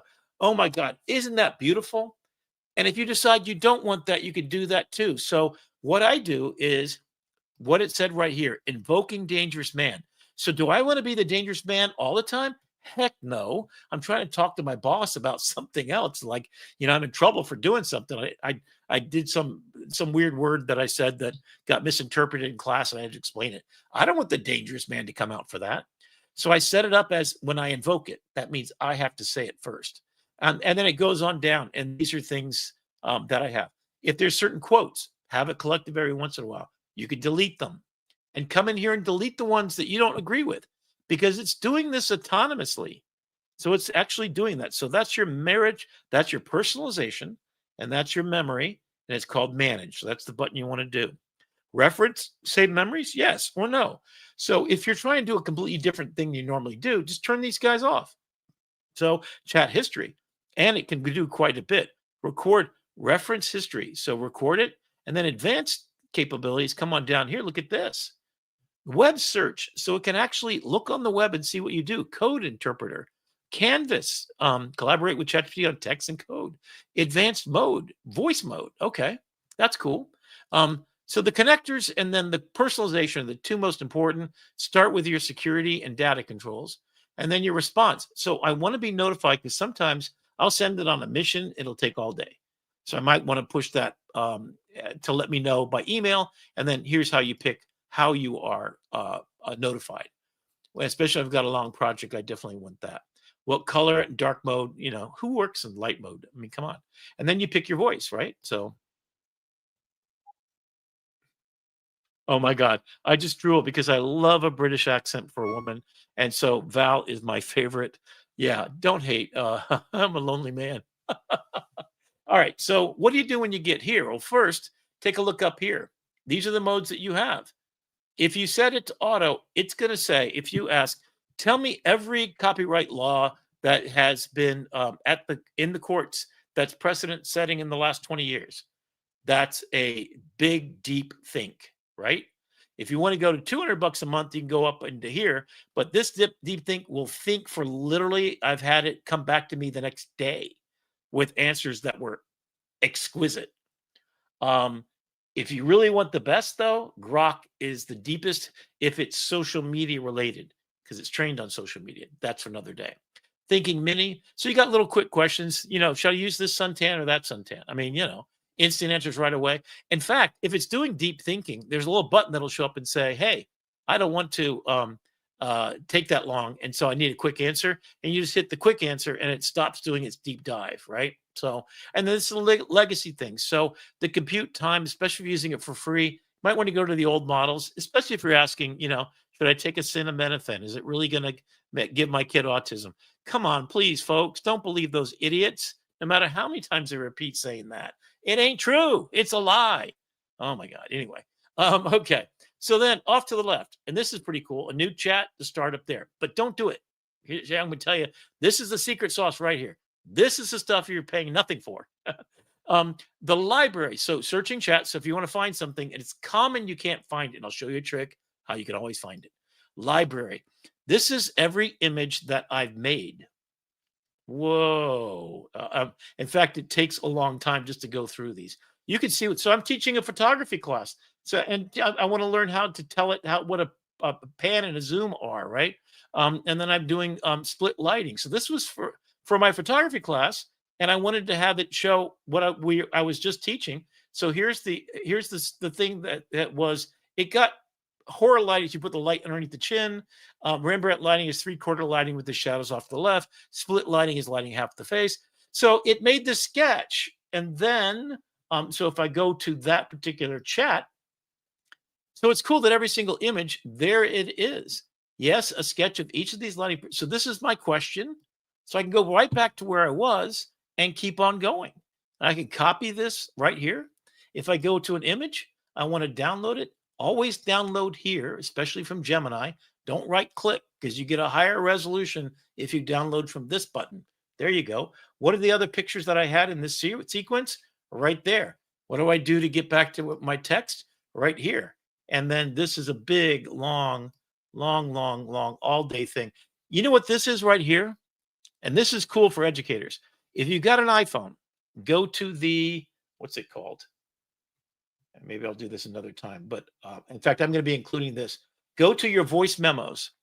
This is a 2.5-hour conversation, a lecture that I did that day in class. You could see every bit of it. So I went into voice memos. I just turned on the recorder, walked around the class, talked to everybody. And that's just the two, right? Left of it. So this is literally, it's 100 pages long. And I'm not even joking. You can see what it is, right? And then I said, summarize it. Guess what it did? So I had a student who was on holiday because she was Jewish and she wasn't going to be there. So I said, let me just record this. And it said, The Power of Light and Perspective, introducing photography. So I was actually pretty profound and very verbal about it.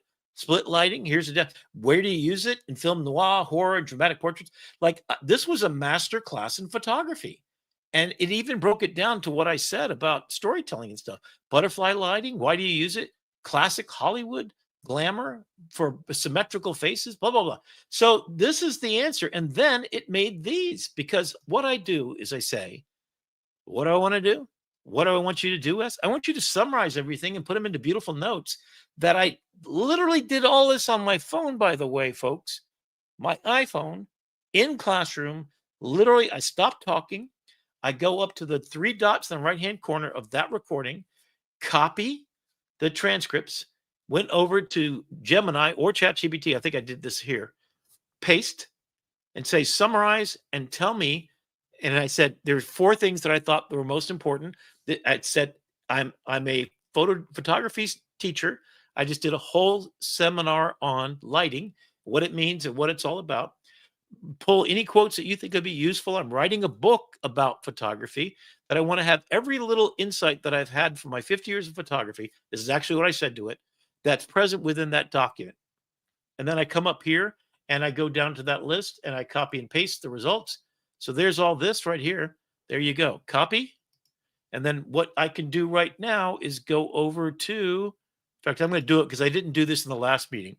I'm going to do it right here. So here I am, Google Drive. I create a Google Doc right here, blank document.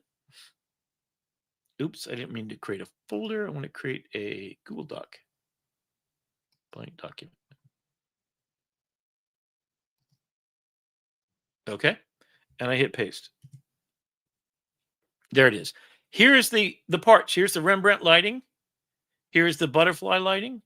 Here's the field card. Literally, this is, I don't know how many pages this is. 7 pages. And then here's the designer's mantra. Big, medium, small, dark, medium, light, wide, medium, close, gesture, mystery, humor, always the decisive moment. Photography is not just worth 1,000 words. With the right light and perspective, it can be worth millions because it changes what people feel, believe, and remember. This is literally a book I could publish right now. And all I did was talk with all of my information. Holy cow. Okay, getting back to it. So now I told you there's going to be a secret thing I'm going to do. So I'm not going to go into the other things. That's just the library, right? And this is how I find my way around because I'm a visual learner, right? So if I want to find something, I go back to, yeah, here I am creating this graphic that you see at the beginning of the show. This is the old one, right? How did I do that? I come up here and say, open up in chat, and you can see exactly what I did. And to make that image, make the image, right? And I came up here and I loaded a picture. Yeah, here we go, 16 by 9, dangerous band. So this is the words. This is from the prompt. There was the first attempt. And see, you got the text in the wrong place. So I critiqued it, told it that's not good. And I stopped it. And there's another one. I didn't look so good there. I looked too angry. I think I need to smile on the next one. And what fonts I wanted to use, because I kind of knew some things I wanted. This is what it suggested based on what it knows about me. And this is what I did. Uploaded a picture of Brandon. There's myself, 2 different pictures. And I wanted to be this guy. So crazy AI guy, Brandon. And so I'm speaking these words, by the way. So you see Brand Tibbs, and it got Brandon later.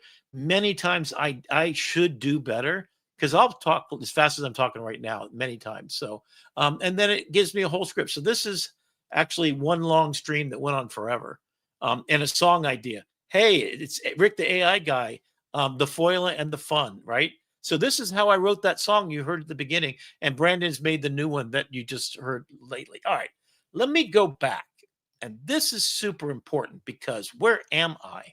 I am in a folder. They call them project folders. If you didn't know this, this is the most important thing I'm going to say right now.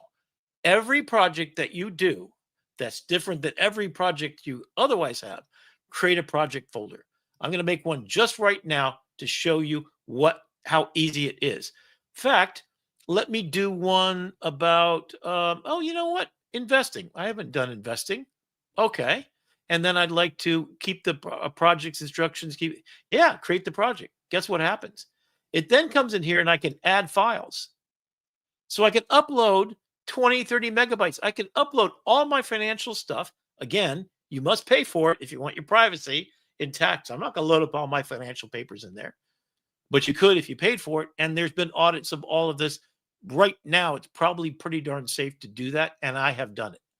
I would delete the file right after tax season or whatever I'm doing with it and upload it again.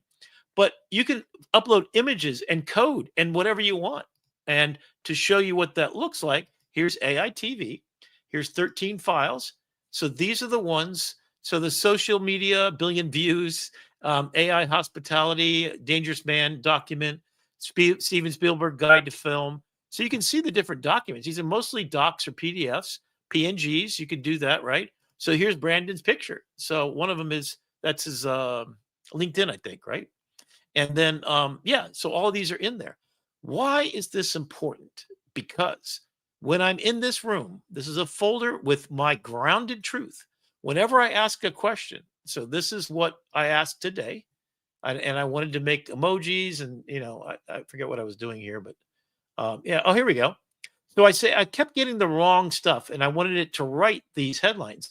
So I said, so I laid it out and just gave me the text, because what it had done, it said, you'll see this a little bit later. So the multidisciplinary hat is using all 5 of those simultaneously. So I wanted it to basically define what a fire starter hat is. There's 5 hats, and then there's the multidisciplinary hat. It sparks urgency, provocation to grab attention. So it's social media posting for writing viral, unfiltered social media posts, right? And then the prompt is going to be write a LinkedIn post. So this is a real prompt that we could actually do right now, I guess, right? I don't have that document right handy, but so why are the folders so important? Because when I come over here, and we're going to do GPTs at the end of this, I have all these projects. I work for Adobe. There's all the stuff for them. Here's my life force situation. So this is all about my diabetes, health issues, ketones in my diabetes, anti-dementia protocol. Is my weight, blah, blah, blah. Anti-diarrhea protocol, yes, but is my weight fate or choice? So what's it loaded up with? All of my stuff that I have, a pitch book for doing this, Dr. GPT book that I wrote. Yeah. So, and everything I put in there is this. So now, so this is for me and my health. And I do things like my book, Grok. This is these are a dozen books, and here's chapters. And so there's a 300-page chapter, Machine of Loving Grace, the Grok Trilogy Bible. So this is a PDF, and I could go here. I don't think I can open it here, but I've loaded everything that's pertinent to it. So every question I had, it keeps that in memory completely, just like Google Notebook LM. And then I was working on a mural, and then I was asking, and this is coming up soon. I hope that this happens. I was asking about the enduring role of artists, and so create a project folder for everything, because your base prompt down here. So when we came down here and we personalized it, so it knew who we are as a complete human being. So it knows if you're married or not, if it knows whatever you tell it, and you're doing it. Literally start with a chat where you come up to the top, new chat, and say, let me tell you everything about me. And then when you say, I need just a 2-paragraph synopsis, so when I'm coming up on stage at this next keynote I'm giving, that they know everything about me they need to know. Well, it's got all the versions. In fact, I've done over 60 of these. Sometimes they want a page-long piece for the front of my book or something, so it's all about that. And each one of my different personalities is separate. So I was talking about China and decoupling and the North Star and all these projects, Norman Rockwell. Oh, these are quotes. Oh, here we go. This is what I did. So I asked for a button so that for the episode today, I was creating the pictures. So here we go. So this, I had it create 10 outrageously detailed copy and paste ideogram prompts, each is fully mashed with what's on screen to the description. Okay, so here we go. So I basically told it what we're going to talk about tonight. And then I copy this, and then I go over to ideogram. And you can see these are some of the things that I did ideogram from those prompts. So you can see some of the stuff that I did today. Okay. Ideogram, the bomb, and with text. Hey, especially. boss. Yep. Just a quick time check. We're coming up at 20 till top of the hour. I know you like to keep these tool time segments to about 30 minutes. Yeah, so we'll just do wanted that. to All right. keep Thanks you a a lot, quick Brandon. time. Yeah. And so what I do here is I just go and I make it. In fact, it's so fast that you can watch it happen. So I'll go in there and I'll act as a director. So when I get over here and it's a little bit too cartoony, I'll say, hey, this prompt, which is right over here, we're going to do a whole day with this in the future. So it's Norman Rockwell mixed with Shepard Fairey. That's the prompt, right? And then I could go back and do all kinds of the stuff. So we'll do a whole day in here. But the basic thing I'm doing, and here's what we got. Take a look at that. So this was about they doubled down. They're making more drones than there are human beings in China. and 1.7 billion, I think they're doing million, whatever it is. Anyway, it's crazy. So that's how I work. Let me go back to ChatGPT now. And let me go to the next phase. So here's stuff I've been working on. This is a story that I found in the news. And we'll get more into the image making. In fact, I think I'm going to back off of this for now. But in every conversation, you can always get back to it and know where you were. All right. Couple of more things just so you get the idea. So the other thing is GPTs. What the heck is a GPT? Any of you out there that wants to know how to do something, let's say you're not very good at image making. Here's a bunch of people that made these little GPT architecture. Oh, I'm dealing with the architecture professor at Broward College, and we're going to have a whole meeting. Help me design my dream home. Okay. And a cover letter. Oh, this is a directed conversation. So I'm going to start the chat here. Help me design my dream home. Aha. I want to make a house up in the mountains, and I love steampunk. Can you make me an image of a house that's sort of steampunk design? I need it to have 4 bedrooms, 2 baths, and look like it belongs in the environment, but it's sort of a spooky place, like in Transylvania, but it's got a steampunk vibe to it. How would I make it look like it's sort of bronze and things like that? So can you make an image for me that looks like it's up in the big giant mountains and maybe there's snow around? It's in the evening. I'd love to see what that looks like. Okay. So now this is probably not the way this bot was intended to be made, but guess what? It's got an image making model in there, so it'll generate this. In fact, you just tell it what you want, and the more detailed. So I could have designed a Barbie house with the steampunk is my kind of my thing. And then if I uploaded a picture of myself, it would then. Now, what I will tell you is that ChatGPT takes 3 minutes to do what Ideogram just did in 30 seconds. Okay. So you're sitting there waiting for it to cook. While I'm doing that, I'm going to go over elsewhere and we're going to take a look at this one. This one is a GPT that I created myself. And I said, and this is called the photo critique model. So it's a GPT. So GPTs are, here's a course design wizard. Here's a writing coach, philosophy through film. Oh, this is one I created too, right? So I said, choose a philosopher. Tell me what 2 major philosophers would say about the Matrix. In particular, the part where people didn't realize they were in the Matrix. And when they found out, they were disturbed. Are we in the Matrix today with social media? Tell me what philosophers might say in a modern day contextual way. I'd love to hear from Plato and his allegory of the cave, for example. Give me just a paragraph from each of the 2 best philosophers you think that have discussed this, and tell me what philosophy they spoke of that would align with this idea of my interest. Cool, right? So I'm asking it. So I created this great question. Is a goldmine of philosophical reflection, the illusion of reality versus illusion, comfort, right? So it goes into there and it starts to. So the philosophy professor inspired me to do this because I love it, right? So here's what it does. You go and then you say, I've got a problem. I play soccer all the time, but all my best friends, this is a real story, a 20-year-old kid, and they're inside playing games, they're on social media, and they don't want to come out and play. Well, guess what? That's the same story right here. So first, you learn about Plato allegory of the cave from 380 BCE, and then you go, and then it says, and here's the simulacra. So yeah, here's another one, right? And then you're learning about the philosopher. So instead of old white dead guys being there, want to go deeper with them? Yeah. Hey, So Rick. I play soccer all the time and I'm outside. What would they have to say when my friends want to stay in all the time? How could I convince them to come out? How do I tell them they're living in a dark, really unfulfilling place? What's the best way to social engineer to have them come out and play, because I know once they do, they'll be out there playing it and I'll have a good time, because I need a team to play soccer. Just kicking a ball around is not enough. Tell me in the voice, in the style of how they might have answered this if somebody in their tutoring class would have asked. Well, Okay. that's answering. We do have a So what a question thoughtful question. from Okay, the so here live. we go. You, So speaking as your tutor, right? And then I could go in here and turn on the audio. Should have done that to start with, right? hey Rick, Let me see if I could pull that up. Rick, Yeah, Rick. we're running out of time. We had a question from the YouTube audience while that's generating. Sure.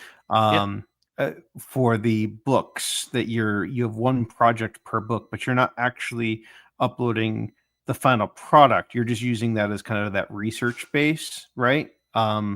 So I guess if you could talk to us about once you iterate with ChatGPT inside the project, what do you do with that output Oh yeah. to translate So it to a final book? many of my books. So I'm working on 7 books right now and a play.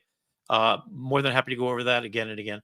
Um, but the PDF. So what I'm offering to everybody here is each one of my 30 minutes. So if you come back, they were simply inside their plugged-in seductive simulation, TikTok games, and infinity scrolling, all engineered to make you feel better. You cannot argue them out of it. You must out-simulate the simulation.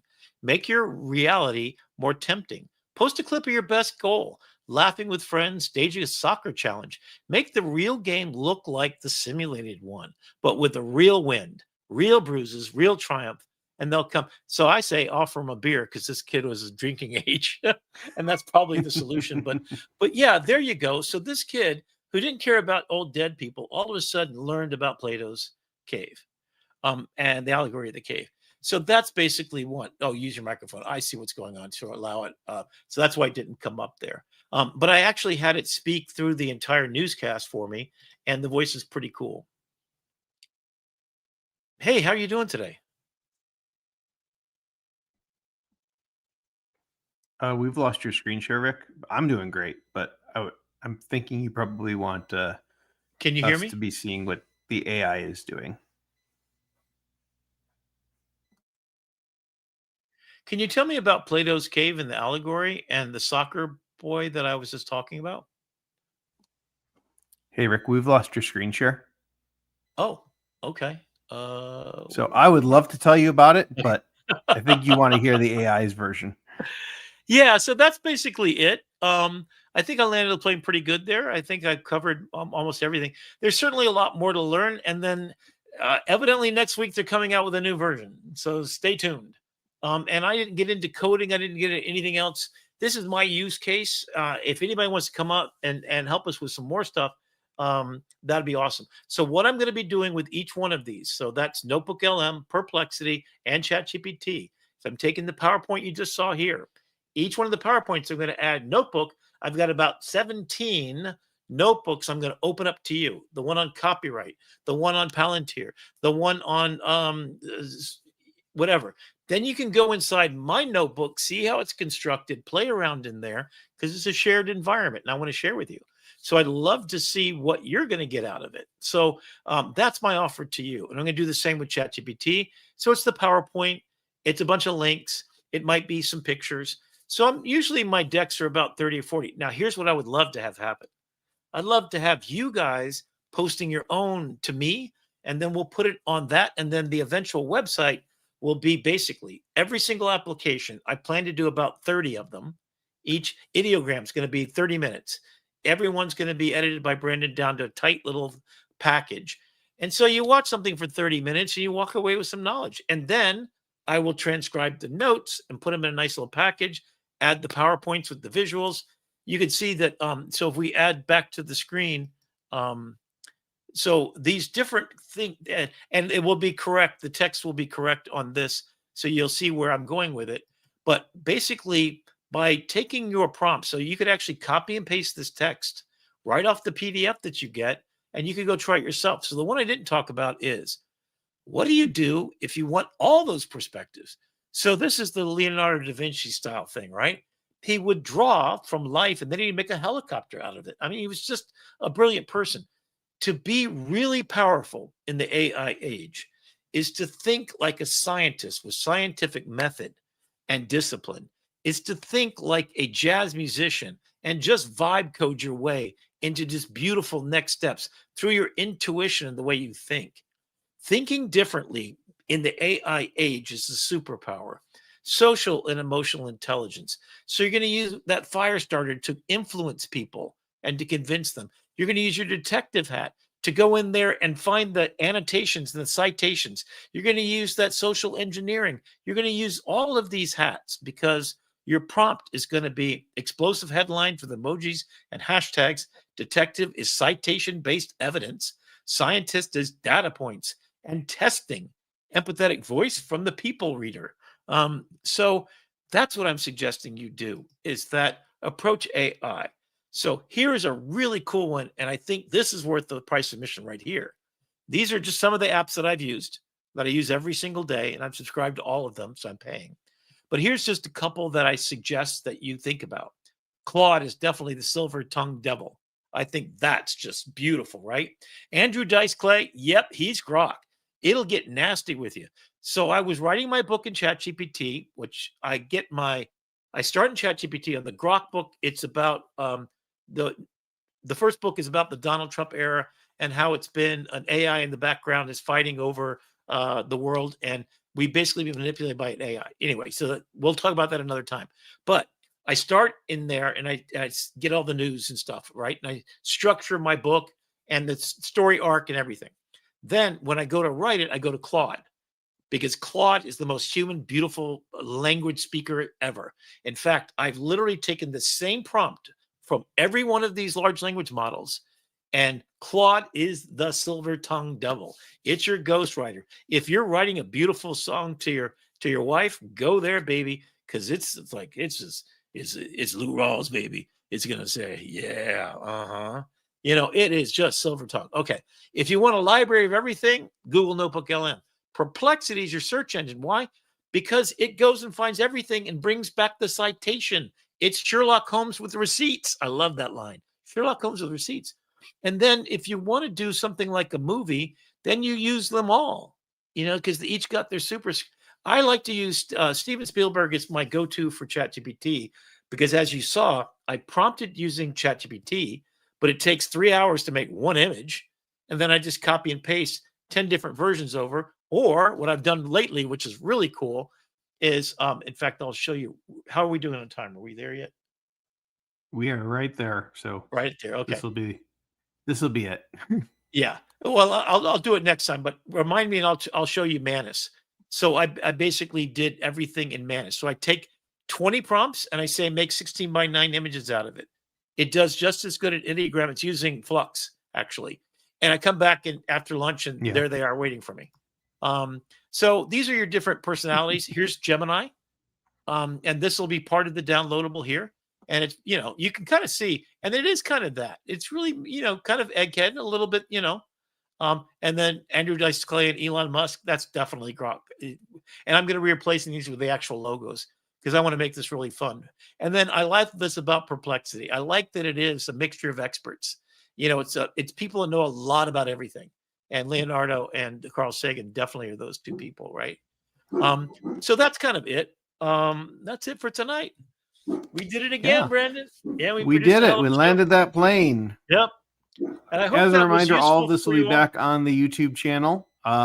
Maybe on a new YouTube channel. We'll still be here next week while Rick will be here with Chef Kelly.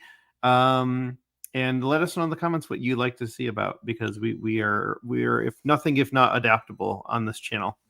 I think I just want to answer one question, because I think you keep your books and projects. Yes.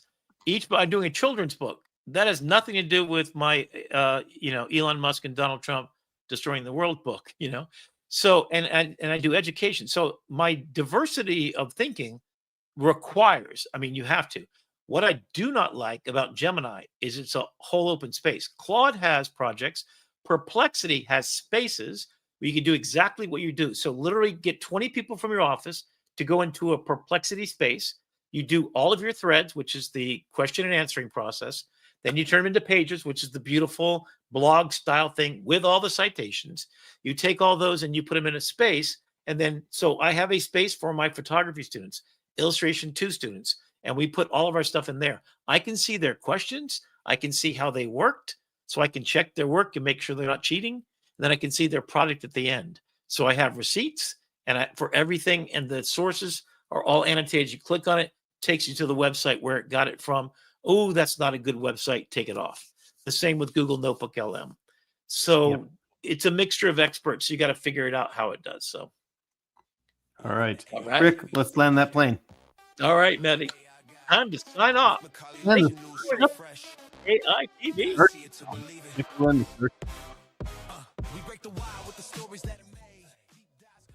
So for Rick, the AI guy, I am producer Brandon, and Rick, send us home. All right. It was a great episode. We found out about ChatGPT and some dark stuff happening. And next week, we're going to be talking with a chef and talking about food and health and what you can do. So go forth and prosper. Be beautiful people, because I know you are. Namaste to you all. Thank you, Brandon, and have a beautiful holiday for you and your family. Good night. See ya. That worked. Talking truth in the stream, dreaming bigger, living stronger, building a dream. From therapy bots to AGI talk, we ask the hard questions while we walk the walk. Yeah, I'm the voice of the folks at home. If Rick's too deep, I bring it down to the bone. AITV, Starship, news, deep dives, and creation. AITV, Starship, learn, laugh, innovation. AITV, Star, human amplify. Say it loud, RTV, the future worldwide. Ask not what I can do for you.